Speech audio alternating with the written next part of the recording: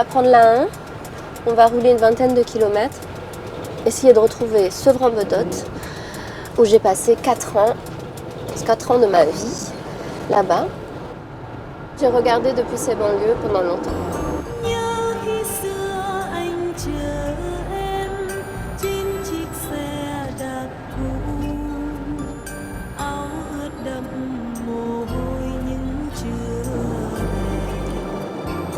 Mon enfance était avant tout sur les côtes du Nord, parce qu'on avait retrouvé la communauté vietnamienne à Dunkerque.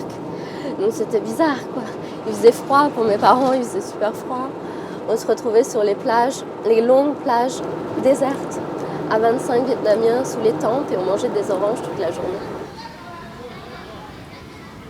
Le premier projet important pour moi était la construction d'une barque en bois installée sur le toit d'un immeuble construit par Ricardo Bofill dans les années 70.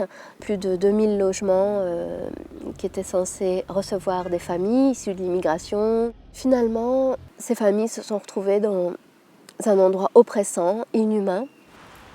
Ma réponse à ce site était de proposer une sculpture, une curiosité.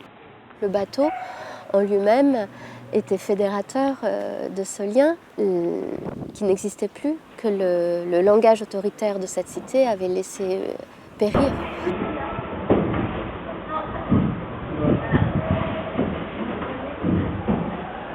J'ai aussi mené un projet qui était celui de l'adaptation d'un livre d'anticipation, Fahrenheit 451, écrit par Ray Bradbury.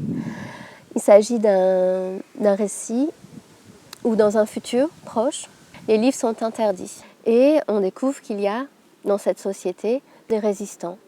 Donc j'ai essayé de matérialiser en exposition ce récit, d'en dégager des chapitres afin d'insister sur la puissance de la parole, comment matérialiser le mot, comment lui donner corps, comment le rendre physique, comment proposer une expérience de la lecture. Ici, j'ai contaminé le mur avec du caoutchouc, un caoutchouc pur mélangé à du pigment chimique.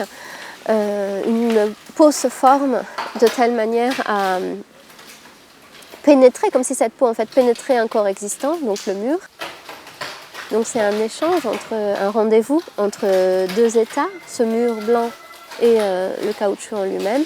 Et la rencontre de ces deux éléments aura laissé une trace, donc cette tache.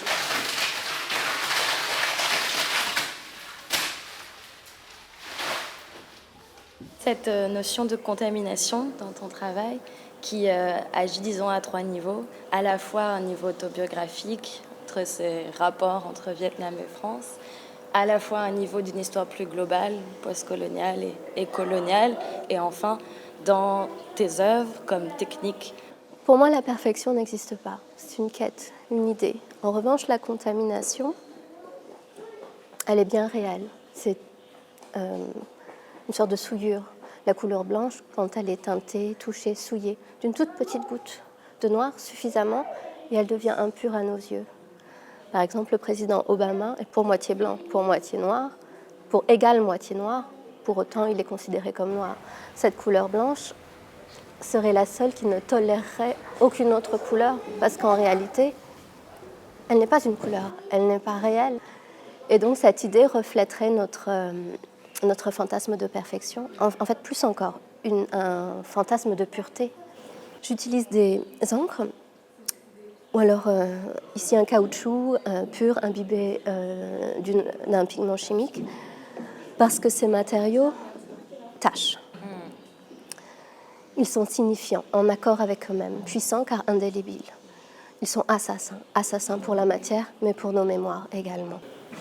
À l'image d'une opération d'épandage qui, en un largage, l'espace d'une chute, d'un impact, aura pulvérisé des millions d'arbres centenaires et mystiques. Une des œuvres pour Venise va s'intituler « Au coucher, au lever ».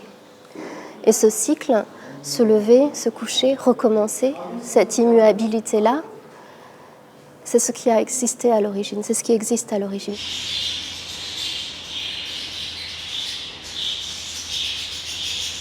Le champ de la contemplation, c'est celui dans lequel on accepte de lâcher prise Ça ne veut pas dire que les sources historiques elles sont lacunaires, mais elles permettent de produire des instants de relecture à travers des moments de contemplation qui sont plus fragiles parce qu'on ne sait pas s'ils vont avoir lieu.